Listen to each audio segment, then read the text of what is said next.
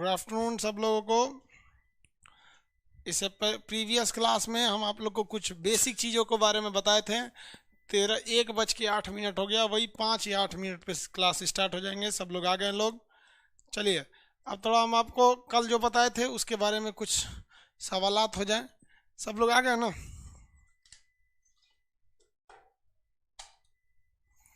आ गए। कुछ कुछ लोगों का बड़ा बड़ा प्रॉब्लम है भाई एटलस को लेकर। देखिए ये वाला जो एटलस है ना, ये 8वां एडिशन है। देखिए भाऊ, ये कौन सा एडिशन है? इसको ऑक्सफोर्ड का ऑक्सफोर्ड ऑक्सफोर्ड पब्लिकेशन है। इसका चाहिए आपको स्कूल एटलस। स्कूल एटलस, इस स्कूल एटलस का ये वाला जो है ना 8वां एडिशन है। और आप लोग को अभी मार्केट में मिल रहा है 9th एडिशन। तो कोई दिक्कत नहीं है, आप 8 एडिशन भी ले सकते हैं, 9th एडिशन भी दे सकते हैं। इसके लिए आप लोग बहुत कॉल कर रहे थे तो परेशान नहीं हुई है। देखिए आपका पास अगर कोई दूसरा बुक भी ऑलरेडी आप खरीद लिए हैं तो आपको प्रॉब्लम बस यही आएगी कि हम मान लीजिए हम तो किसी एक बुक से पेज नंबर बोलेंगे। जैसे हम बोल देंगे ऑक्सफोर्ड का किताब है तो हम बोल देंगे पेज नंबर 47 पर श्रीलंका है, और वही दूसरी किताबें रहेंगी तो उस पर 47 पे रहेगा कि नहीं रहेगा। मेन यही प्रॉब्लम आता है, और कुछ खास प्रॉब्लम नहीं आएगी। तो ये एडिशन की समस्या हो गई। समझ में आ रहा है कि नहीं आ रहा? तो पहला ये चीज़ समझ में आ गया आप लोग को। एडिशन वगैरह के लिए टेंशन नहीं लेंगे। ये जो बुक है यहाँ देखिए क्या लिखा है, 8वां एडिशन है। आप इंग्लिश हिंदी कोई भी ले लीजिए, आपकी मर्जी। आपका मन तो आप क्या ले लीजिए, इंग्लिश लीजिए, और आपका मन तो आप उसे हिंदी लीजिए। इंग्लिश हिंदी से कोई फर्क नहीं पड़ेगा, नाम सबका सेम होते हैं सब। किसी को दिक्कत नहीं है।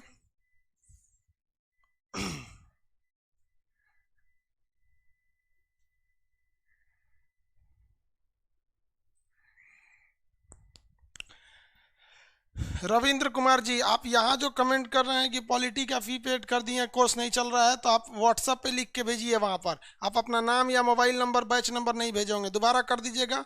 बहुत से लोग बिजी हो जाते हैं, बहुत सारे लोगों का प्रॉब्लम रहता है। एक बार और भेज दीजिए।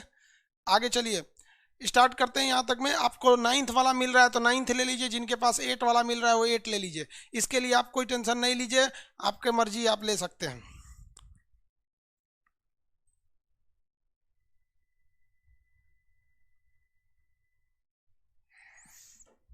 चलिए अब आगे पढ़ाते हैं। कल बताए थे आपको आसियान देशों के, सार्क देशों के बारे में बताए थे। सार्क में कितने देश आए थे? 8 देश आए थे सब सार्क देश में। आज हम उसके आगे थोड़ा बताते हैं। सार्क देश कितने लोग को याद हो गए हैं, बोल सकते हैं? फटाफट बोलिएगा, सार्क में कितने देश आते हैं? 8 का नाम बताइए। सार्क में जो 8 देश आते हैं, 8 के नाम बताइए। कमेंट कीजिए। फर्स्ट लेटर बस लिखिएगा, पहला, बस पहला लेटर। सार्क में जितने देश आते हैं 8 के नाम फटाफट, फिर आज आसियान बताते हैं आपको।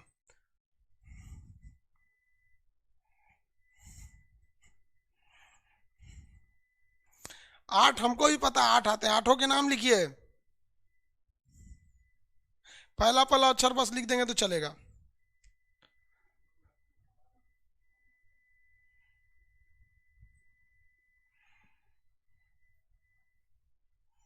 Very good. फर्स्ट अक्षर बस लिख लेंगे। मालदीव, ये वाला देश कौन है? मालदीव, श्रीलंका, भारत, पाकिस्तान, अफगानिस्तान, नेपाल, भूटान और बांग्लादेश। ये किस में आते हैं बाबू? ये सार्क देशों में आते हैं सब। अब कमेंट अब छोड़ देंगे लोग, अब यहाँ आगे पढ़िए, आगे समझाते हैं। देखिए किसी भी नक्शा में ये ऊपर का एरिया नॉर्थ, साउथ, ईस्ट और ये वेस्ट होता है। यही होता है ना किसी भी नक्शा में। यहाँ पर तो ये एशिया महाद्वीप का ये तो साउथ है और ये ईस्ट है। लेकिन अगर इस पोर्शन की बात करेंगे ना, ये वाला पोर्शन को, तो आप देखिए ये एशिया का साउथ है। ये क्या है? साउथ एशिया है, यानी दक्षिण एशिया है। और अगर इस एशिया की बात करिएगा तो ये ईस्ट एशिया यानी पूरब है, यानी पूर्वी एशिया, पूरब है। लेकिन अगर इस एशिया की बात करेंगे ना, ये वाली जो एशिया दिख रही है, तो ये साउथ भी है और ईस्ट भी है। तो ये साउथ ईस्ट दोनों में आ जाता है ये वाला एशिया। इसलिए हम लोग ये वाला जो बीच की कंट्री होगी ना, ये वाला हिस्सा, इसको हम लोग साउथ ईस्ट में गिन लेंगे। अब यहाँ कंसंट्रेट होकर समझिए। आपके पास अगर कोई रफ पेपर है तो उस पर इसको बनाइए। कॉपी लेकर पढ़ने बैठिएगा, बिना कॉपी लिए नहीं बैठिएगा, क्योंकि बहुत सी चीज़ें आपको कॉपी में लिखनी रहेगी और मंडे से बहुत सी चीज़ें मटेरियल में लिखनी रहेगी। अब यहाँ देखिए, लास्ट में क्लास के कुछ इन्फॉर्मेशन देंगे, उसको समझिएगा। आपके पीडीएफ से रिलेटेड, नक्शा से रिलेटेड ये सब चीज़ें रहेंगी आपकी।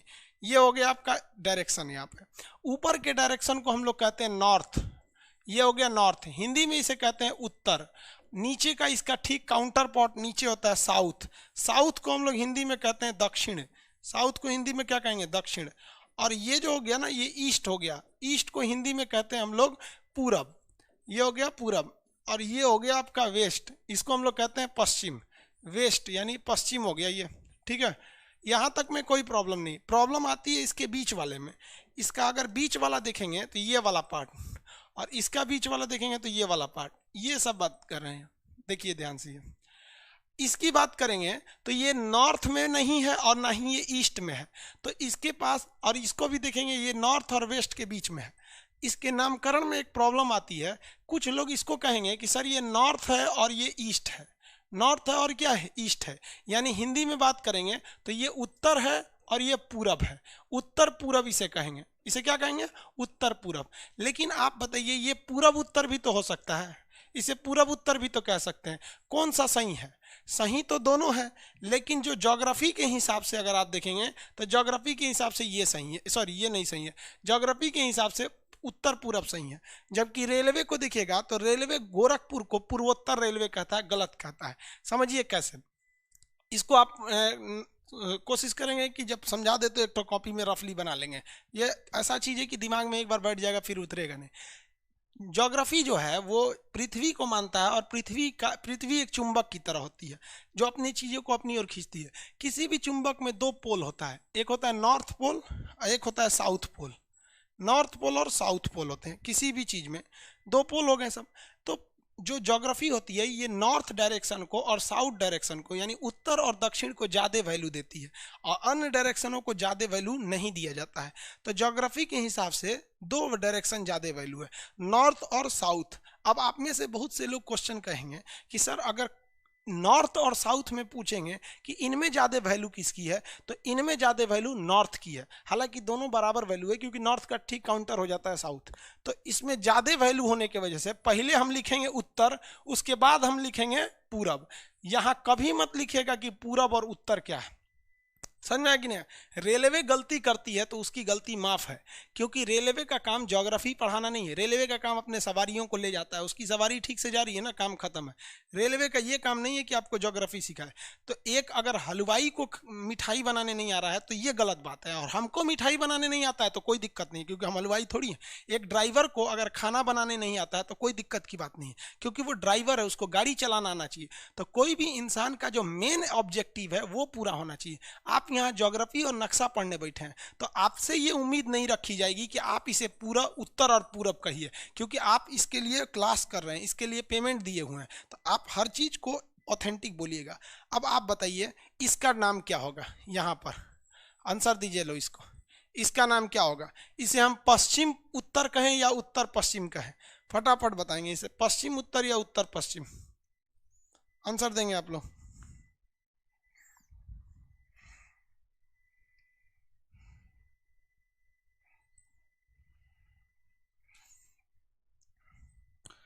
वेरी गुड, चलिए बहुत लोग का आंसर आ रहा है north west, very good, north west, north west, north west देंगे। जब भी देखिए वैल्यू इन दोनों को देना है, किसको देना है, इन दोनों को।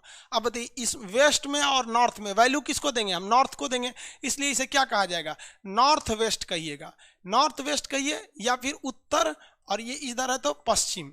उसी तरह से इन दोनों में ज़्यादा वैल्यू किसको दीजिएगा, साउथ वाले को ज़्यादा वैल्यू दीजिएगा, तो इसे हम क्या कहेंगे, दक्षिण और पश्चिम। इंग्लिश में ऐसे कहेंगे तो साउथ, और ये क्या हो गया, वेस्ट, साउथ वेस्ट। कोई चिरकुट है तो उस चिरकुट पे इसको बना लेंगे, समझ में गया। अब यहाँ देखिए इसको में, इसमें वैल्यू क्या है, तो इसमें वैल्यू है साउथ, इधर ईस्ट, क्या हो गया, साउथ और ईस्ट, यानी दक्षिण और पूरब। इतना तो बना लेंगे ना, किसी को कोई दिक्कत नहीं है। डायरेक्शन बोलिएगा, ये कौन सा डायरेक्शन है, मेरा हाथ डायरेक्शन बोलिए, नॉर्थ, साउथ, ईस्ट, वेस्ट, ये बोलिए तो ये कौन सा डायरेक्शन है, ये डायरेक्शन बोलिए फटाफट। अकेले बैठ के क्लास किया कीजिए, जो बोलेंगे तो उसको भी आपको बोलना है। ये वाला डायरेक्शन उत्तर पूरब, कौन सा है, उत्तर पूरब, ये उत्तर पश्चिम, उत्तर पूरब उत्तर पश्चिम, बीच में देखिए उत्तर, उत्तर पूरब उत्तर पश्चिम, उत्तर उत्तर पूरब उत्तर पश्चिम, और ये तो पूरा पूरब, ये पूरा पश्चिम। वैसे ही नीचे कहेंगे तो दक्षिण, जैसे नीचे चले गए दक्षिण, तो ये हो गया दक्षिण पश्चिम, ये हो गया दक्षिण पूरब। तो इसको आप दिमाग में रखे रहेंगे ताकि काम आएगा। हालांकि नक्शा में इतना बार इसका यूज होगा कि आपको दिमाग में एकदम पूरी तरह से घुस जाएगा, लेकिन शुरुआत में अभी आदमी को आपको धीरे धीरे बताना पड़ता है, वरना भाग जाएंगे। उसी हिसाब से यहाँ देखिए, ये वाला जो एशिया है, अगर एशिया को अगर आप देखेंगे इस डायरेक्शन में, तो ये किधर जा रहा है, ये एशिया साउथ ईस्ट एशिया है कि नहीं है, ये वाला एशिया है, साउथ में है और फिर ईस्ट में है, तो ये एशिया क्या हो जाएगा, साउथ ईस्ट एशिया। और ये देश है सब कि नहीं है सब, अब भैया ये सब तो देश ही हैं सब, यहाँ पे इंडोनेशिया, फिलीपीन, ताइवान, ये सब तो देश ही हैं सब। तो देश को क्या कहा जाता है, नेशन कहा जाता है कि नहीं कहा जाता है, तो ये हो गया नेशन। तो साउथ ईस्ट एशियन नेशन, इन लोग का एक एसोसिएशन यानी संगठन है, तो ए फॉर एसोसिएशन, तो इसे को कहा जाता है आसियान, एसोसिएशन ऑफ, याद रखने का कितना सिंपल तरीका है, association of south east Asian nation, association of south east Asian nation, इसे क्या कहा जाएगा, आसियान कहा जाता है। आसियान में आते हैं आपके 10 कंट्री आते हैं सब, आसियान में कितने कंट्री आते हैं, 10 कंट्री। अब याद कीजिए, कल हम आपको एक होमवर्क दिए थे, कहते कि जितने देश हम बताएंगे आपको उस देश की राजधानी याद होनी चाहिए। मालदीव की राजधानी माले, श्रीलंका की राजधानी, अभी नई राजधानी श्री जयवर्धनपुरम में, पहले कोलंबो थी। इंडिया का दिल्ली, पाकिस्तान का इस्लामाबाद, अफगानिस्तान काबुल, नेपाल भूटान नेपाल का काठमांडू, भूटान थिम्पू, और आपका बांग्लादेश ढाका। ये याद रहनी चाहिए आपको, ये हम याद नहीं कराएंगे आपको, आपको ये एक लास्ट मौका है कि डेली आप 10-10 कंट्री का लोकेशन देखेंगे और फिर आप उसका राजधानी याद रखेंगे। अभी हम इन देशों के बारे में कुछ नहीं बताए हैं, हम कैसे बताएंगे, पहले ये देशों को यहाँ तक बता देंगे, फिर थोड़ा सा इसके बारे में बताएंगे, थोड़ा इसके बारे में, फिर थोड़ा इसको धीरे धीरे करके। जैसे श्रीलंका के बारे में आपको अच्छा खासा पता हो गया है, जैसे हम आपसे कह दें कि मालदीव में था आपका हम्बनटोटा बंदरगाह, क्या सही बोल रहे हैं हम, बताइए हम्बनटोटा बंदरगाह कहाँ था, हम सही नहीं बोल रहे हैं तो आप बताइए हम्बनटोटा बंदरगाह कहाँ था।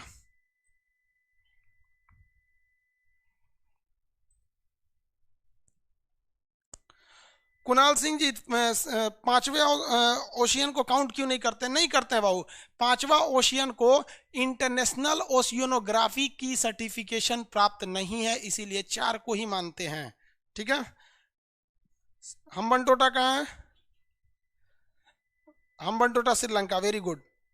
जाफना श्रीलंका के ऊपर में है कि नीचे में, जाफना जो था श्रीलंका के ऊपर में था जाफना। कितने लोग बता सकते हैं कि श्रीलंका जो है इसके ऊपरी भाग में जाफना था, और जाफना में कौन सा एक विद्रोही संगठन, कौन सा एक आतंकवादी संगठन कह लीजिए, जिसका नाम क्या था, बताइए। जाफना में स्थित आतंकवादी संगठन का नाम क्या था, चलिए जाफना ऊपर में था, सही है।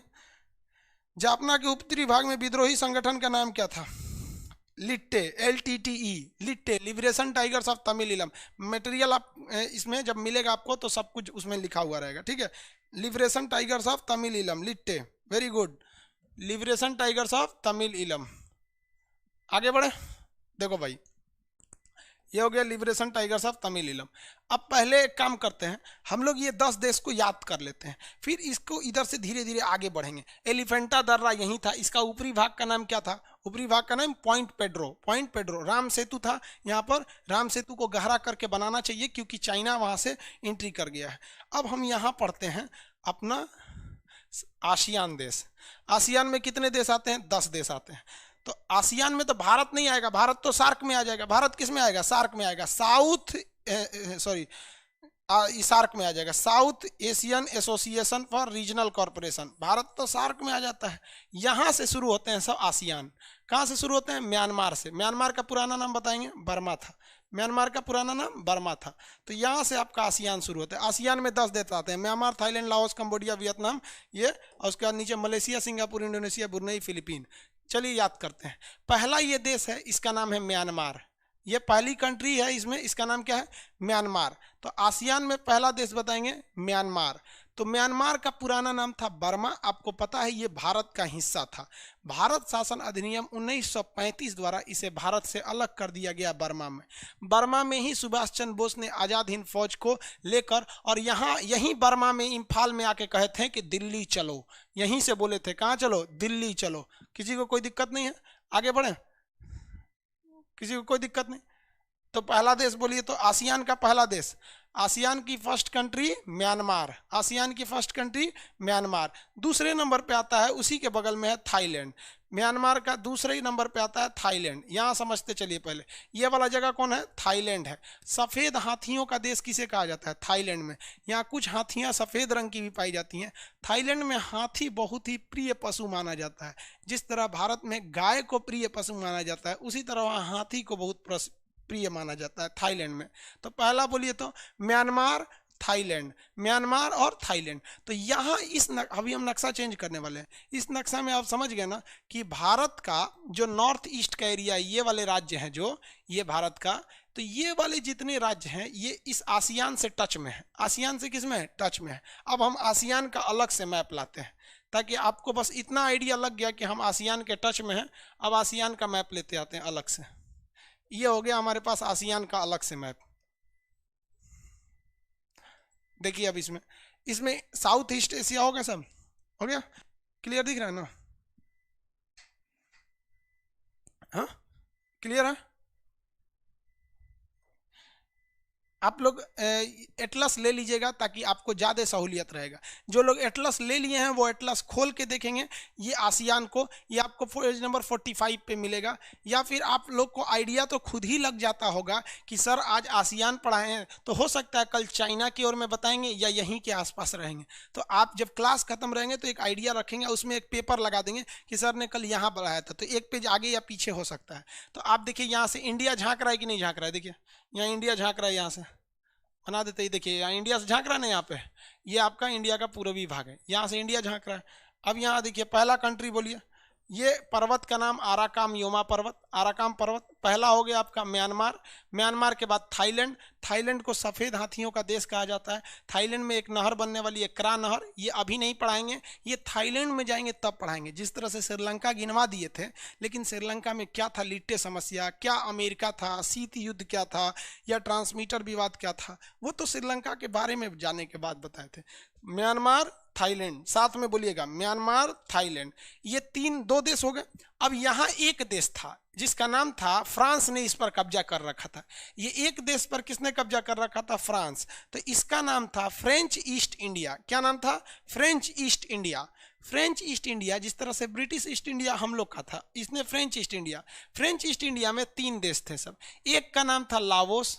फ्रेंच ईस्ट इंडिया में कितने देश? 3। एक का नाम था यहाँ पर लाओस। दूसरा जो देश था उसका नाम था कंबोडिया। लाओस के नीचे क्या हो गया? कंबोडिया। और सबसे किनारे में जो था उसका नाम था वियतनाम। सबसे किनारे जो था उसका नाम था वियतनाम। तो फ्रेंच ईस्ट इंडिया में कितने देश? 3 देश। फ्रेंच ईस्ट इंडिया में कितने देश? 3 देश। कौन कौन? ये ब्लू कलर का लाओस, उसके नीचे रेड कलर का कंबोडिया। तो Laos, Cambodia, Vietnam. Laos, Cambodia, Vietnam, कितने देश? 3 देश। Laos, Cambodia, Vietnam. French east India में कितने देश आते हैं? 3 देश। फ्रेंच ईस्ट इंडिया में 3 देश, लाओस, कंबोडिया, वियतनाम। अब बताइए ब्रिटिश ईस्ट इंडिया में भी तो 3 देश। ब्रिटिश ईस्ट इंडिया जो भारत को आज़ाद करके गए, वहाँ बन गया आपका भारत, पाकिस्तान और बांग्लादेश। तो ब्रिटिश ईस्ट इंडिया में भी तो 3 थे। वैसे ही फ्रेंच ईस्ट इंडिया में कितने हो गए? 3। कौन कौन से हो गए? Laos, Cambodia, Vietnam. Laos, Cambodia, Vietnam, याद रहेगा। तो बताइए 2 तो आपने इधर याद रखा, कौन कौन? Myanmar, Thailand. Myanmar, Thailand. और 3 इधर याद रख लिया, कौन?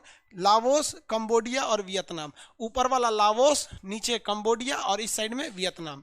टोटल कितने हो गए इधर? 5। तो आसियान में टोटल देश आते हैं 10। आप फरिया दिए कितना को? 5 ठो को। लाओस, कंबोडिया, वियतनाम बताएंगे। पहला 5 का नाम लिख के जवाब दें।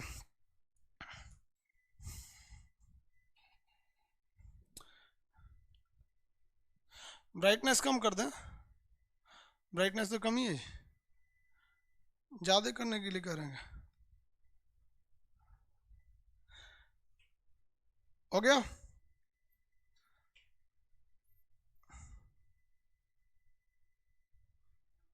कुछ ज्यादा ही हो गया। ज्यादा हो गया था यार, चलिए कोई बात नहीं, हटा दी, कम कर दिए हम उसको। आंसर दीजिए आप लोग, Laos, Cambodia, Vietnam. Very good. Myanmar, Thailand, Laos, Cambodia, Vietnam. Myanmar की जगह एम लिख सकते हैं, म्यांमार की जगह क्या लिख सकते हैं, एम लिख सकते हैं, और थाईलैंड की जगह टी लिख सकते हैं। Laos, Cambodia, Vietnam. French east India में कितने देश, 3। अब आप उठा के पढ़ लीजिएगा मध्य प्रदेश पीसीएस का क्वेश्चन, उसमें पूछा था इनमें से कौन सा देश फ्रेंच ईस्ट इंडिया में नहीं आता है। म्यांमार था, लाओस, कंबोडिया, वियतनाम। म्यांमार नहीं आता है, भारत से अलग हुआ है म्यांमार। सफेद हाथियों का देश थाईलैंड को कहते हैं। आगे बढ़े। कह रहा है कि सर वीडियो नहीं चल रहा है, तो एक बार एप्लीकेशन बंद करके दोबारा खोल लीजिए, वीडियो चालू हो जाएगा। आगे देखिए, वेरी गुड। अब नीचे बढ़ते हैं लोग, याद हो जाएगा 10 देश, आप कॉन्फिडेंस में रहिए, आपको याद हो जाएगा। यहां देखिए, एक देश था यहां से लेकर यहां तक, बहुत बड़ा देश था, ये यहां से शुरू होता था यहां तक, ये बहुत ही बड़ा देश था। इस देश का नाम था मलेशिया। क्या नाम था, मलेशिया। ये यहां से यहां तक, लेकिन सुनामी आया कई लाख साल पहले, कुछ लाख साल पहले सुनामी आने से इसके बीच वाला इतना दह गया इतना, तो मलेशिया इधर भी हो गया और मलेशिया इधर भी हो गया। दहा ले गया आधा। मलेशिया है ये, कौन सा देश है, मलेशिया। मलेशिया के कितने टुकड़े, 2 टुकड़े, एक इधर रह गया एक उधर रह गया, बीच में चीन सागर घुस गया है, दक्षिणी चीन सागर। और चीनवा कहता है ना, चीनवा तो पगला है, वो छोटा कहता है पूरा समुंदरवा मेरा है। बताइए ना, वो यहाँ है, कह रहा है पूरा समुंदरवा मेरा है। अगर ये समुंदर किसी का होगा तो भैया मलेशिया का होगा। चीनवा कहता है मेरा है, क्योंकि वो जानता है कि हमको कोई रोकने वाला है नहीं। ये हो गया आपका कौन सा, मलेशिया। कौन हो गया, मलेशिया। मलेशिया का 2 टुकड़ा हुआ, लेकिन फिर इन 2 टुकड़े में भी टुकड़ा हुआ। कैसे 2 टुकड़े में टुकड़ा हुआ, इसके कोनवा में निकल गया सिंगापुर। इतनी चुकी देश है सिंगापुर, ये कोनवा वाला कह रहा है कि हम अलग रहेंगे सिंगापुर, और इधर से एगो कह रहा है बुर्नेई हम अलग रहेंगे। तो सिंगापुर और बुर्नेई ये फिलीपीन से, ये किससे घिरे हुए हैं सब, ये घिरे हुए हैं सब आपके मलेशिया से। किससे, मलेशिया से घिरे हुए हैं सब। इस मलेशिया के इस साइड के टुकड़े से कौन निकला, सिंगापुर, और इस साइड के टुकड़े से कौन निकला, बुर्नेई। अब बीच में टुकड़ा कौन कर दिया, सुनामी। कौन कर दिया, सुनामी। तो 3 गो तो यही हो गए सब, 3 नहीं हो गए साहब, कौन कौन हो गए सब, 3 तो देखिए ना, सिंगापुर, यहाँ देखिए कौन सा हो गया, मलेशिया, सिंगापुर, बुर्नेई। मलेशिया, सिंगापुर, बुर्नेई हो गया, मलेशिया, सिंगापुर, बुर्नेई, 3 हो गए सब यहाँ पे। चलिए बताइए, ये बड़ा वाला देश मलेशिया, इधर भी बड़ा वाला देश मलेशिया, इसमें से ये छोटका का नाम सिंगापुर, और इसमें से इस छोटका का नाम बुर्नेई।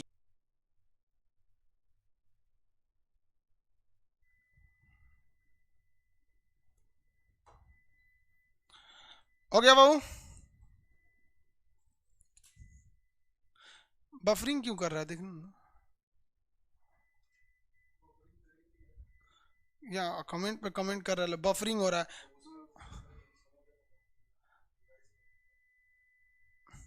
बफरिंग नहीं कर रहा, आप लोग जो बोल रहे हैं उनका नेट प्रॉब्लम है। बहुत से लड़के, एक ही तो लड़के हैं, बहुत बार बार उनका बफरिंग कर रहा है। बफरिंग जो कर रहा है आपके यहाँ नेट का प्रॉब्लम है, यहाँ से नेट का प्रॉब्लम नहीं है। आगे देखिए, इसके नीचे आता है आपका 2 देश याद रखेंगे, एक आएगा आपका सिंगापुर, ये देखिए सॉरी इंडोनेशिया, ये बड़ा सा देश है इंडोनेशिया, यहाँ भी है, यहाँ भी है, और ये वाला भी है, ये है, ये कई टुकड़ों में है सिंगापुर, सॉरी इंडोनेशिया। इंडोनेशिया दुनिया का सबसे बड़ा मुस्लिम कंट्री है, इतना कई टुकड़ों में है यहाँ पे। ये है आपका इंडोनेशिया, क्या है ये, इंडोनेशिया। सोचिए, इसके पास लगभग 13,000 आइलैंड है सर। दुनिया का सबसे बड़ा आइलैंड्स का ग्रुप, यानी द्वीप समूह, ग्रुप ऑफ आइलैंड कौन सा है, इंडोनेशिया है। तो ये नीचे वाला देश कौन सा हो गया, इंडोनेशिया, नीचे वाला देश इंडोनेशिया। अब बताइए, अब 9 देश हम आपको बता दिए, 9 के नाम लिख के बताइए, 9 के नाम कौन कौन, म्यांमार, थाईलैंड, कौन कौन, Myanmar, Thailand, Laos, Cambodia, Vietnam. Myanmar, Thailand, Laos, Cambodia, Vietnam. और अगर नीचे देखेंगे तो इधर मलेशिया, मलेशिया के 2 टुकड़े, इस साइड में सिंगापुर और इस साइड में आपका हुआ बुर्नेई, और नीचे में इंडोनेशिया। 9 का नाम बताइए, 9 का नाम।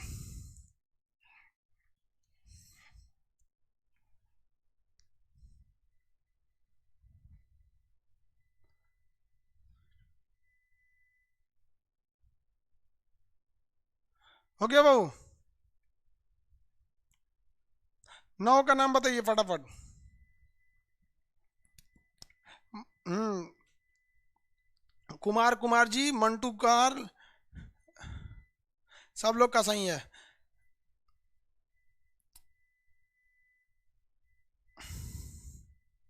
मनोज सिंह जी आपका भी सही है, वेरी गुड। पहला बोलिए कौन सा हो गया पहला में? पहला हो गया आपका पहला हो गया आपका Myanmar, Thailand. Myanmar, Thailand, Laos, Cambodia, Vietnam. Myanmar, Thailand, Laos, Cambodia, Vietnam. Myanmar, Thailand, Laos, Cambodia, Vietnam. और इधर हो गया मलेशिया, सिंगापुर, बुर्नेई, और नीचे हो गया इंडोनेशिया। और ये वाली जो कंट्री है इसका नाम है फिलीपीन। फिलिस्तीन नहीं है, ये है फिलीपीन। देखिए फिलीपींस, ये है फिलीपीन। कौन हो गया? फिलीपीन हो गया। आगे बढ़े। फिलीपीन, ये 10 देश हो गए सब। इन 10 का नाम क्या हो गया? आसियान देश। आसियान में कितने देश? 10 देश। 10 के नाम देखिए कौन कौन सा। 5 यहाँ ऊपर में 5 का ग्रुप हो गया और नीचे में 5 का ग्रुप हो गया। आप अगर ये ग्रुप सजाने में कामयाब तो आपको आसियान के 10 देश याद हो जाएंगे। पहला बोलिए फटाफट, हम तो चेंज कर देते हैं इसको। अब बोलिए पहला म्यांमार, थाईलैंड। आंख बंद करेंगे सोचेंगे Myanmar, Thailand, Myanmar, Thailand, Laos, Cambodia, Vietnam. Laos, Cambodia, Vietnam. ये ऊपर वाले 5 हो गए सब। नीचे में अगर 5 देखेंगे नीचे वाले में तो इसमें हो जाते हैं आपके कौन कौन? यहाँ मलेशिया, सिंगापुर, बुर्नेई। मलेशिया, सिंगापुर, बुर्नेई, ये 3 हो गए सब। और नीचे में इंडोनेशिया और ऊपर में फिलीपीन। इंडोनेशिया के ऊपर फिलीपीन। इंडोनेशिया के ऊपर कौन हो जाएगा? Philippine. Very good. Shiv Kumar केवल आसियान लिख दिए हैं। जा बाबू, गजब गजब अस्कतिया लड़का रहता है।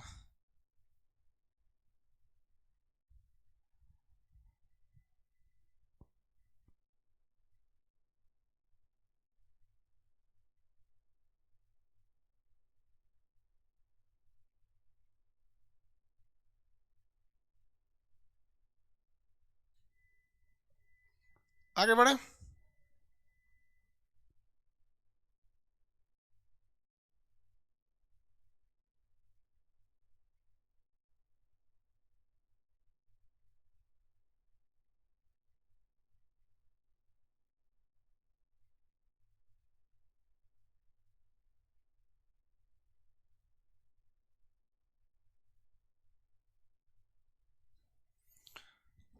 चलिए अब आगे बढ़ते हैं हम लोग इस वाले नक्शा में।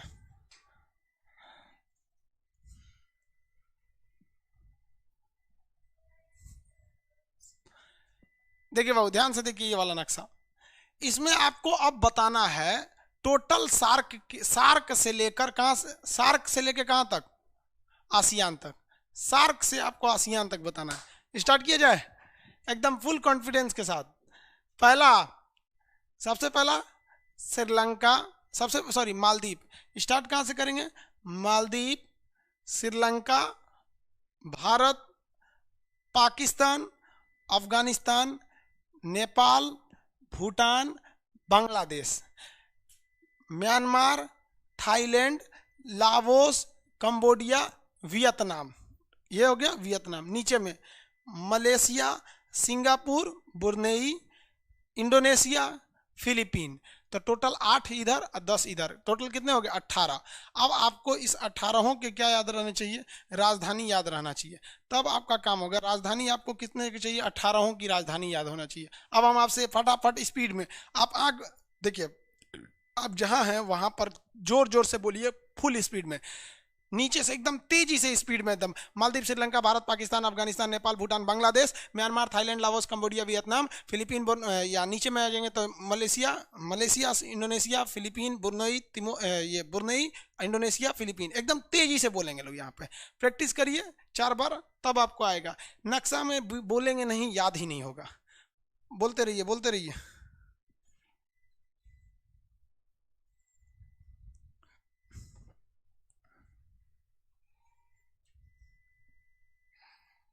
सार्क की राजधानी कहाँ है? वो राजधानी नहीं होती, हेडक्वार्टर होता है। काठमांडू में है।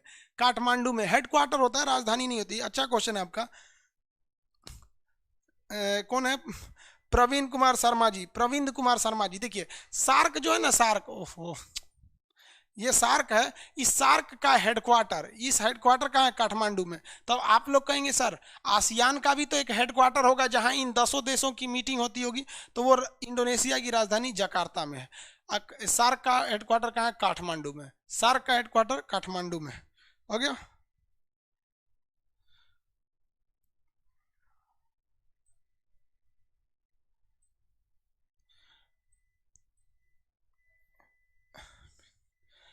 कौन करे मेरा ये फिर पाकिस्तान का नक्शा? ऋतिक गुप्ता पाकिस्तान का नक्शा काहे बना के भेजता है? हम ब्लॉक कर देंगे ऋतिक गुप्ता। पाकिस्तानी है क्या तुम? अमितेश निशान, मेरा कमेंट नहीं मिलता है क्या सर? बाबू हम सबका कैसे पढ़ पाएंगे कमेंट? 45 पेज नहीं है सर, 19वां पेज संस्करण में 45 नंबर पेज। कोई 19वां 9th उसमें देख लीजिएगा आप कौन सा पेज है। कहने का सेंस है आप उसमें एशिया ढूंढ लीजिएगा। आप कोई भी एटलस लेंगे तो एशिया होगा ना भाई। हो सकता है कि उसमें 45वां पेज की जगह पे ना होगा, 40वां पेज पर हो। इस बार हम थोड़ा सा 9th जनरेशन का एटलस का बुक हम ऑनलाइन देख लेंगे इसको ऑर्डर करके। बड़ा मजा आ रहा है बाबू, पढ़ाई बहुत मना कीजिए। ऑस्ट्रेलिया नहीं आता है? हाँ यार, बाप रे बाप, कौन है भैया ऑस्ट्रेलिया नहीं आता है? मुकेश यादव जी, अरे बाप रे यादव जी, एक बात बताइए, मैंने सब अपने गांव है का ही? देखो भाई कहा क्या रहा है, यादव जी की बात सुनिए। इनका क्या कहना है कि सर ऑस्ट्रेलिया नहीं आएगा क्या?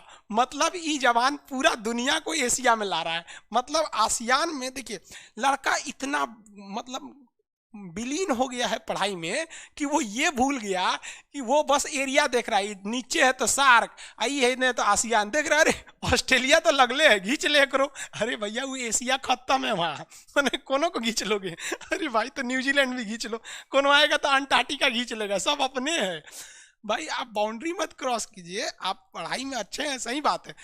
वो भी बेचारा सोच रहा होगा कि जब इंडोनेशिया ले चलिए गए तो ऑस्ट्रेलिया को काहे छोड़े, खींच ले करो यहाँ पे। समझ में आ गया कि नहीं आ गया? ऑस्ट्रेलिया नहीं आएगा, याद हो गया सब। अब थोड़ा सा डिटेल से बताना चालू करें, डिटेल से कुछ कुछ बताना चालू करते हैं। क्वेश्चन बताएंगे। अनुराध है ये, महावली गंगा किस देश की नदी? महावली गंगा किस देश की नदी? महावली गंगा, आंसर महावली गंगा किस देश की नदी? महावली गंगा किस देश की नदी? प्रीति प्रजापति, कौन सी ऐसे दांत चियार के फोटो भेज रही है इमू जी? श्रीलंका की, वेरी गुड। एलिफेंटा पास कहाँ है? एलिफेंटा पास किस देश में है? एलिफेंटा पास, एलिफेंटा पास किस देश में है? Sri Lanka, very good. भारत और श्रीलंका के बीच में कौन सा मतलब सेतु है? उसको इंग्लिश में क्या कहते हैं? हिंदी में राम सेतु कहते हैं, इंग्लिश में भारत श्रीलंका के बीच में जो सेतु है उसको इंग्लिश में क्या कहते हैं? इंग्लिश में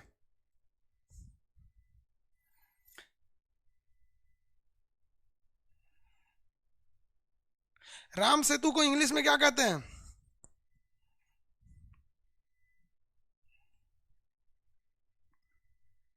आदम ब्रिज, क्या कहते हैं? आदम ब्रिज। राम सेतु को इंग्लिश में क्या कहते हैं? आदम ब्रिज। उसी आदम ब्रिज को तोड़ने की बात चल रही है ताकि इधर से जहाज यहाँ से यहाँ पे क्या हो सके, गुजर सके। समझ में आ गया कि नहीं आ गया? आगे बढ़ते हैं। सेतु समुद्रम, से समुद्र में क्या है? सेतु बनाना है, यहाँ पर सेतु समुद्रम। आगे थोड़ा सा हम लोग जिक्र कर लेते हैं लोग किसकी? पाकिस्तान की। किसका जिक्र करते हैं? पाकिस्तान। अब ये भाई साहब ये अजब आदमी है, ये है देश है पाकिस्तान। नाम इसका अजब है पाकिस्तान, लेकिन काम इसका सब नापाक है। चलिए इनके बारे में मजबूरी है पढ़ना, तो पढ़ाइए देते हैं। आदम bridge, very good. Ram bridge English में आदम ब्रिज को ऋतिक गुप्ता जी लिख रहे हैं सर। राम सेतु के इंग्लिश में राम ब्रिज कहते हैं। इसने राम जी का इंग्लिश राम जी किया और सेतु का ब्रिज कर दिया। उसको इंग्लिश नाम आदम आदम ब्रिज होता है। तो इंग्लिश में क्वेश्चन आता है, इसलिए कंफ्यूज नहीं होइएगा हम लोग, उसको राम ब्रिज कर दिया। पाकिस्तान वालों का एडमिशन क्यों लिए? अरे भाई ये पाकिस्तान वाले एडमिशन कैसे ले लिए? सब इंडिया के बाहर वालों को ओटीपी जाता ही नहीं है। पाकिस्तान वाला नहीं है सब, ये कौन लोलवा है सब, ये कौन भेज रहा है पाकिस्तान का नक्शा? मंटू कुमार रे मंटू, मुड़ी फोड़ देंगे दिख गया तो। पाकिस्तान का नक्शा मत देखो। चलो देखो भाई, ये जो पाकिस्तान है ये है तो जरूर, लेकिन कुछ दिन में हो जाएगा था। इसका सबसे बड़ा जो राज्य है उस राज्य का नाम है बलूचिस्तान। पाकिस्तान का जो सबसे बड़ा स्टेट है उस स्टेट का नाम क्या है? बलूचिस्तान। पाकिस्तान का सबसे बड़ा स्टेट का नाम बोलेंगे बलूचिस्तान। यहां देखिए, ये पूरा का पूरा एरिया जो है, ये वाला एरिया इधर से इस साइड का इतना एरिया, ये क्या कहलाता है? बलूचिस्तान कहलाता है।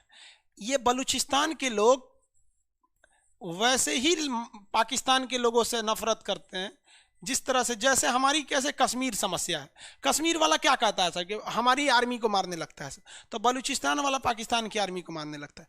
लेकिन यहाँ कंडीशन कुछ और है।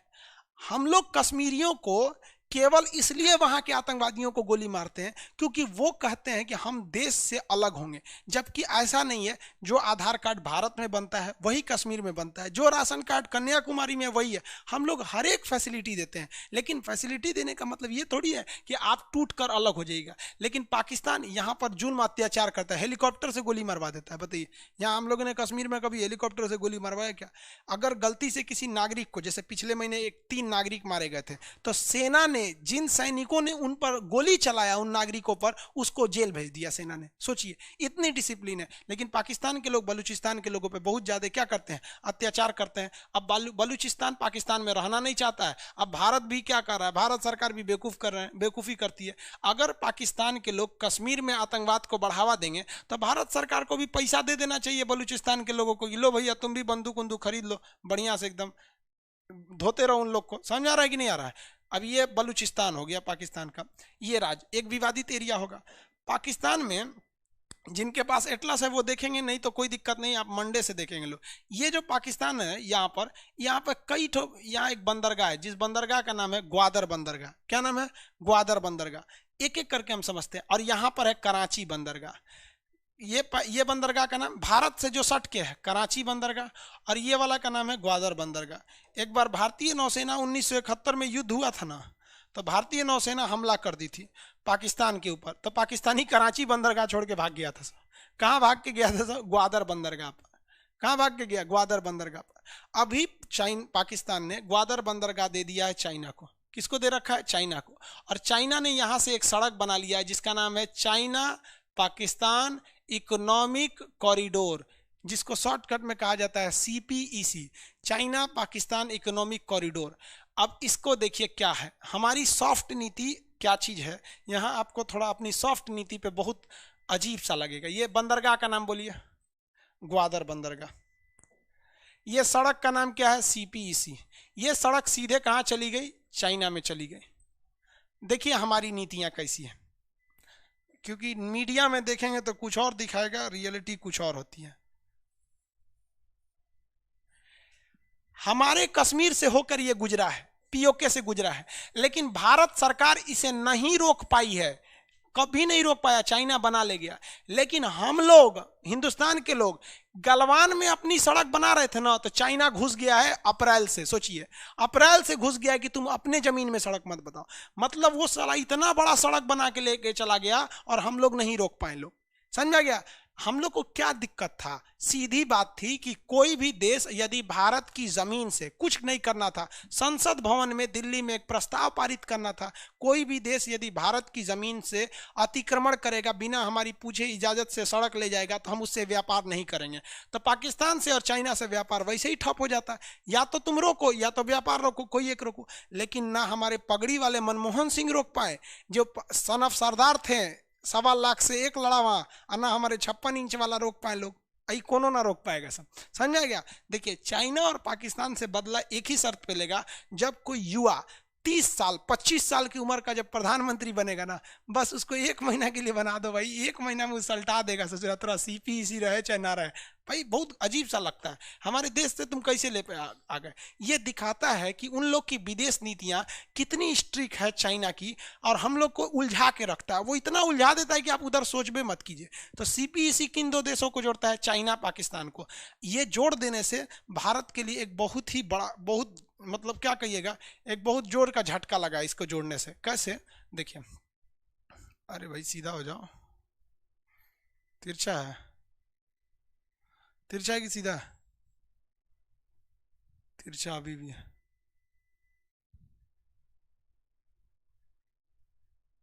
सीधा हो गया। देखिए बाबू, यहाँ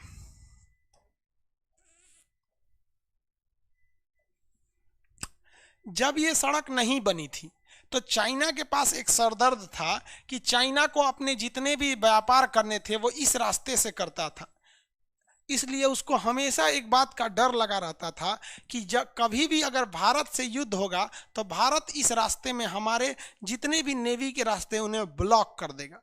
इसलिए चाइना को एक वैकल्पिक रास्ते की जरूरत थी जिसको वो आराम से बाईपास कर गया भारत को, उसे भारत का चक्कर ही नहीं लगाना पड़ा, उसके लिए रास्ते कम पड़ गए, उसका पेट्रोल बच गया, टाइम बच गया, पैसा बच गया और भारत से सुरक्षित हो गया। जो सामान वो अरब देशों को बेचता था इस रास्ते से ले आकर इतना घूमकर अब उसको कुछ नहीं करना है, अपने देश से ट्रक से ले आकर यहाँ से लट करके उतार देगा।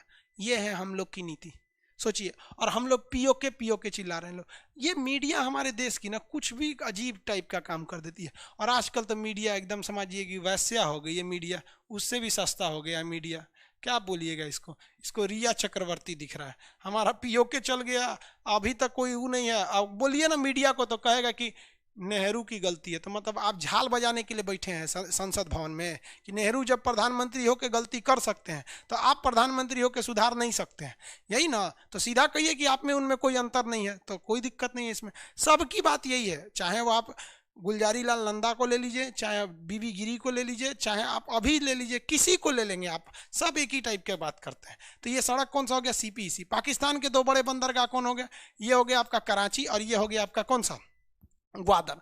अब जरा देखो, ये जो हमारे संसद में बैठे हैं ना, ये ससुरे इतिहास नहीं पढ़ते हैं सर, और ना ही इनको नॉलेज है। याद करो बाबू आप लोग, चाइना, अमेरिका हम्बनटोटा बंदरगाह लेने जा रहा था कि नहीं लेने जा रहा था? हम्बनटोटा बंदरगाह ले रहा था, लेकिन भारत ने क्या घुसा दिया यहाँ पर? बताइए, नाम बताइए फटाफट। एलटीटी। भारत ने क्या घुसा दिया? एलटीटीई। एलटीटी यहाँ आके इतना खरमंडल मचाया कि यहाँ से अमेरिका चला गया कि नहीं चला गया?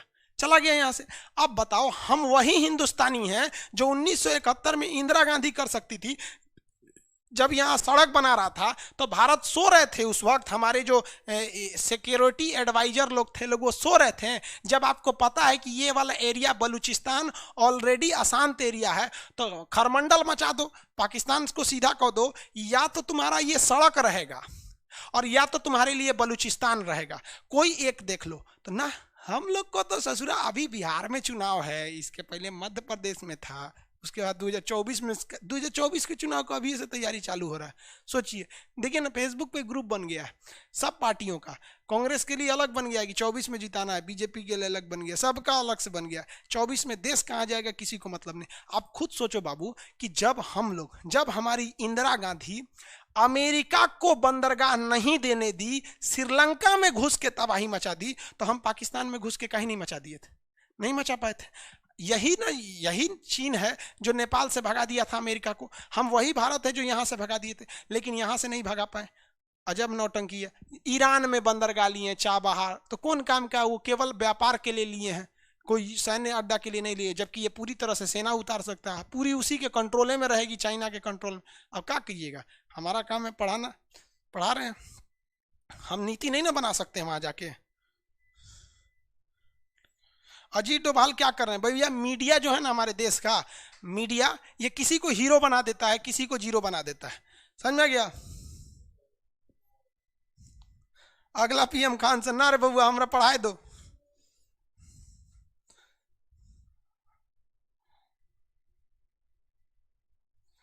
ऋतिक गुप्ता जी कह रहे हैं आग लगा दो इस पाकिस्तान के झंडे को, चोर है चोर है। कोई बात नहीं बाबू, देखिए हम लोग को किसी के हम लोग क्या कहते हैं कि भैया पाकिस्तान तुमसे हमें कोई दुश्मनी नहीं है, केवल दो चीज सुधार दो।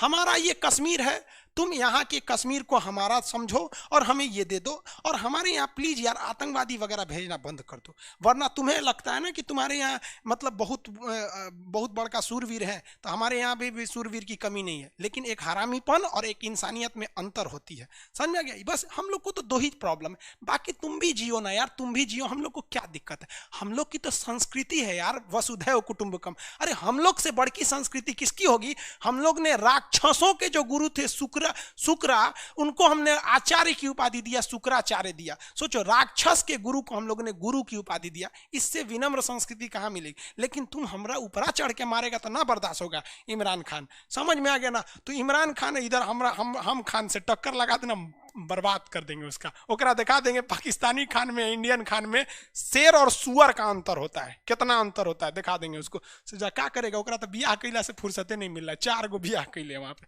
खैर छोड़िए इस सब में, पाकिस्तान आता है ना दिमाग खराब हो जाता है चढ़ने। इस चट्टा के वजह से हिंदुस्तान के हर मुसलमान को गाली सुनना पड़ता है यहाँ पे, हर मुसलमान को, क्योंकि सबको लगता है ये वैसे ही होंगे सब। यहाँ पर पढ़ना लिखना है नहीं सालों लोग को, अब 8 गो बच्चा पैदा कर देना है, भारत में छोड़ देना है, यहाँ ले यहाँ बम मारेगा सब यहाँ। चलिए ये समझ में आ गया? कितने बंदरगाह? पाकिस्तान का वह बंदरगाह जो चाइना के कंट्रोल में। आंसर दीजिए। पाक स्ट्रीट बाबू श्रीलंका और भारत के बीच में है, ये आपको स्ट्रीट में पढ़ाएंगे, अभी नहीं पढ़ाएंगे।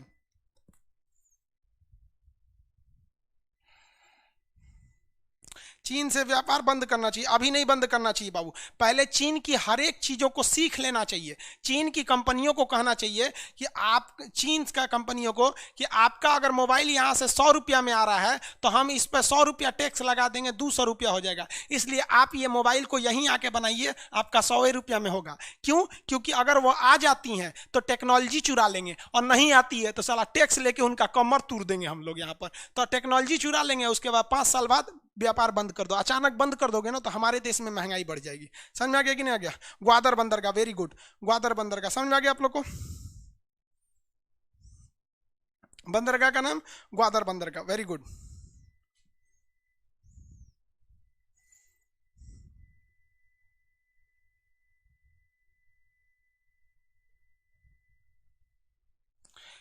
आगे देखते हैं हम लोग। सीपीईसी समझ में आ गया ना? सीपीईसी का मेन रास्ता क्या था? चाइना एकदम सिक्योर लाइन में चला गया सीपीईसी को लेकर। अब यहाँ देखो, पाकिस्तान में ना मेनली 4 प्रांत है। एक ग्वादर जो टूटने वाला है, एक सिंध वाला एरिया यहाँ पर है। अब यहाँ पर समझो यार, ये एक जगह जो है ना पाकिस्तान, तो पाकिस्तान को जो सिंध वाला एरिया है, और ये तिरछा मत हो भाई, गिर कह रहा है पाकिस्तान, अभी मत गिर बाबू, एक वक्त आएगा तू अपने से गिर जाएगा। ये रहा, देखिए पाकिस्तान का ये जो एरिया है ना, ये कहलाता है सिंध। ये क्या कहलाता है? सिंध कहलाता है। तो सिंध हो गया, और ये इसके ऊपर का एरिया कहलाता है पंजाब। सिंध हो गया और ये हो गया पंजाब। आपको पता है सिंध और पंजाब के लोगों को पाकिस्तान कहता है कि यही लोग असली पाकिस्तानी है, बाकी तो साले नौकर चाकर हैं सब, पंजाब और सिंध वाला। समझ आ गया कि नहीं आ गया? अब पंजाब तो हमारे पास भी है, पूरा पंजाब था तो हम लोग के पास आधा आ गया, और इस साइड का एरिया सिंध है। अब हमारे राष्ट्रीय गान में लिखा हुआ है पंजाब सिंध गुजरात मराठा द्राविड़ उत्कल बंगा। तो आंध्र प्रदेश के कुछ लोगों ने विरोध कर दिया कि हमारे राष्ट्रगान में पाकिस्तान का राज्य की चर्चा क्यों है, क्यों हमारे राष्ट्रगान में सिंध शब्द है। हम ऐसे लोगों से कहना चाहते हैं कि आपके पास 2 ऑप्शन है, या तो अपने राष्ट्रगान से सिंधु शब्द को हटा दीजिए, या ये भी तो हो सकता है हम साला सिंध को वापस ले आएंगे अपने भारत में, कि अगर तुम कश्मीर से नहीं हटेगा तो हम सिंध ले लेंगे। तो हमारे हिसाब से ना दूसरा रास्ता अच्छा है, हम अपने राष्ट्रगान में सिंध रखेंगे, और हमारी ये मंशा होनी चाहिए कि एक प्लानिंग होना चाहिए कि अगले 10 सालों में इस तरह से रणनीति बनाइए कि अगर पाकिस्तान तुम पीओके नहीं दे सकते हो तो हम सिंध ले लेंगे, और हम अपने अधूरे राष्ट्रगान को पूरे सम्मान से पूर्ण करेंगे। समझ में आ गया कि नहीं? आप सहमत है दूसरे रास्ते से? पहला रास्ता गलत है। समझ में आ गया?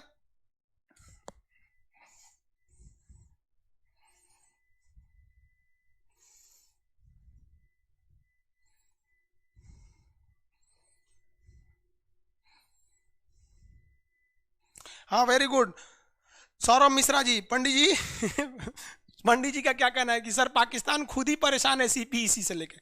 हाँ परेशान है, लेकिन बोलते हैं ना बाबू कि जो व्यक्ति खुद सड़क पर लेटा हुआ है उसे किसी चीज का टेंशन नहीं रहता है। वैश्या को क्या परेशानी है कि मेरी इज्जत लूट गई है साला तो नहीं, तो इसीलिए पैदे हुआ है वहां पर, समझ आया? तो पाकिस्तान की बात नहीं करिए। एक आदमी कह रहे हैं कि पाकिस्तान का गुण गाते हैं सब हिंदुस्तान वाले। अरे बाबू ऐसा टेंशन नहीं लीजिए, बहुत से लोग होते हैं अपने पड़ोसी की औलाद होते हैं, तो वो पड़ोसी जिस तरह से भारत में रह के आप पड़ोसी की तारीफ कर रहे हैं, तो मतलब ये अपने बाप की औलाद नहीं है, पड़ोसी की औलाद है। तो आप क्या कीजिएगा, जो अपने बाप का नहीं हुआ आपका होगा, छोड़ दीजिए उन लोग को टेंशन।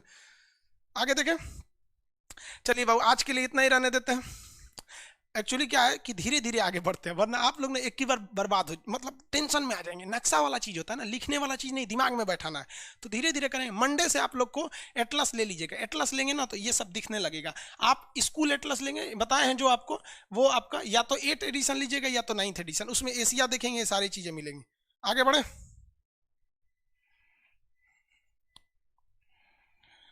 अच्छा, नेहरू ने अरुणाचल प्रदेश वाला मैटर क्या था? वो अरुणाचल प्रदेश, नेहरू क्या गलती किया, उस चट्टा का भी गलती बताएंगे आपको। वो कम नहीं था, वो भी नेहरू। इंदिरा गांधी ठीक थी, नेहरू खचरा था। आगे बढ़े। सर वैलेट का पॉइंट कैसे यूज करें, अभी हम ही को नहीं पता है हम पता होगा तो बता देंगे। बाबू अरुणाचल प्रदेश में नेहरू का क्या स्टैंड था ये आपको समझा देंगे, ठीक है? अब आज के लिए इतना ही, क्लास को रहने देते हैं, कल समझेंगे। आप लोग एटलस जरूर ले लीजिएगा बाबू, आप लोग सब लोग से कह रहे हैं एटलस जरूर ले लीजिएगा। आप फ्रंट इंड वाले जितने 6-7 हज़ार लड़के हैं और ये बैक इंड वाले भी लड़के हैं, सब लोग ले लीजिएगा आप लोग एटलस। एटलस लेंगे तो आपको दिक्कत नहीं आएगा, ताकि उसमें पाकिस्तान वगैरह सारा का नक्शा रहेगा, आप देख लीजिएगा। समझ में आ गया? चलिए आज के क्लास के लिए इतना ही रहने देते हैं। अब मिलेंगे हम लोग फिर कल नेक्स्ट क्लास में। ओके, आज के लिए इतना ही। और क्या अब आप लोग का कमेंट क्या है?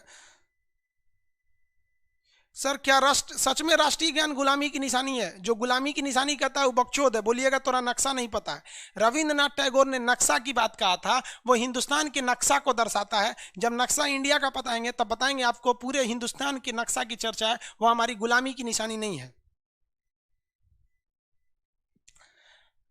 अगला क्वेश्चन, पीडीएफ वगैरह। पीडीएफ में बाबू थोड़ा सा फॉन्ट मिसिंग हो गया था, इस वजह से पीडीएफ डाउनलोड करने के बाद भी हम हटा दिए। आज उसका फॉन्ट सुधार दिए, आज पीडीएफ दे देंगे। अभी आपको कुछ लिखना नहीं है पीडीएफ में, इसलिए अभी हम पीडीएफ शो नहीं करा रहे हैं। पहले अभी दिमाग में हल्का हल्का आपके भर लेना है, ठीक है? मंडे से आपका पीडीएफ में लिखवाना चालू करेंगे, ठीक है? इसलिए हम आपको कल पीडीएफ को प्रोवाइड करा देंगे और मंडे से लिखवाना। इकोनॉमिक्स का क्लास होगा सर बाबू, इकोनॉमिक्स का क्लास भी हो जाएगा। अभी थोड़ी तबीयत गड़बड़ चल रही है, डॉक्टर बोला है रेस्ट कीजिए। मेरा आंख देखेंगे ना तो आंख में सूजन हो गया, ये लाइट ज्यादा करता है ना यहाँ से, तो थोड़ा सा गड़बड़ है तबीयत। अब मान हम डॉक्टर तो बोला है कि सारा क्लास छोड़ दीजिए, रेस्ट कीजिए, लेकिन पॉसिबल नहीं है, ठीक है? हो गया क्लास। फिजिक्स का क्लास होगा आज कितने बजे से? फिजिक्स 4 बजे से। रेलवे वाले जो है फिजिक्स वाले, उनका 4 बजे से क्लास है।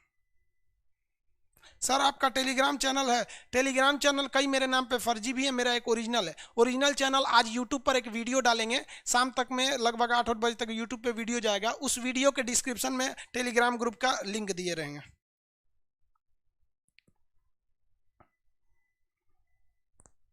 सर आज यूट्यूब पर वीडियो डालेंगे, हाँ बाबू डालेंगे। आर्मेनिया ने जहाज मार के गिरा दिया वहाँ, ये क्या देख रहे हैं? आर्मेनिया के जहाज मार के तुर्की गिरा दिया। ये तुर्की तो और होशियार बन रहा है दूसरा पाकिस्तान बनने के चक्कर में। बाबू तबीयत ठीक नहीं है ना, इसलिए यूट्यूब पे वीडियो नहीं आ रहा है। बुढ़ौती में सब चीज़ खराब हो जाता है, किडनी उडनी सब, हड्डी गुर्दा सब कमजोर हो गया है। सर पीडीएफ के बारे में बताए थे बाबू, पीडीएफ जो टाइप कराए थे ना उसमें फॉन्ट मिसिंग हो गया था, इसलिए आज नहीं हो पाया, कल बता देंगे पीडीएफ। पीडीएफ की क्लास आप मान के चलिए मंडे से, ट्यूसडे से उसकी क्लासेज स्टार्ट होंगी। अभी आप केवल पीडीएफ डाउनलोड करके बस रख सकते हैं, उसका यूज नहीं कर पाएंगे अभी। चलिए डाउनलोड का ऑप्शन दीजिए, नहीं दे सकते, डाउनलोड नहीं हो सकता है। हिस्ट्री भी चालू करेंगे बाबू, सब चालू करेंगे, थोड़ा सा तबीयत ठीक हो जाए फिर चालू कर देंगे। हाँ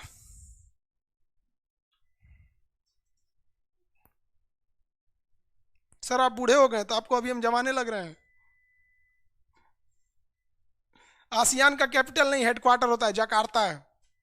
क्लास का नोटिफिकेशन नहीं आता है भाई, नोटिफिकेशन चेक कीजिएगा तब आएगा ना। नोटिफिकेशन क्या देना है, आपका टाइम से क्लास रहता है। नोटिफिकेशन कब होता है? जब कभी क्लास बंद करना रहे तब नोटिफिकेशन आएगा, ऐसे नोटिफिकेशन नहीं आता है। आपको नोटिफिकेशन जगाएगा आदमी की खान सर का क्लास हो गया, 1 बज गया, चलिए हम नोटिफिकेशन भेजेंगे, उठो बबुआ टाइम हो गया।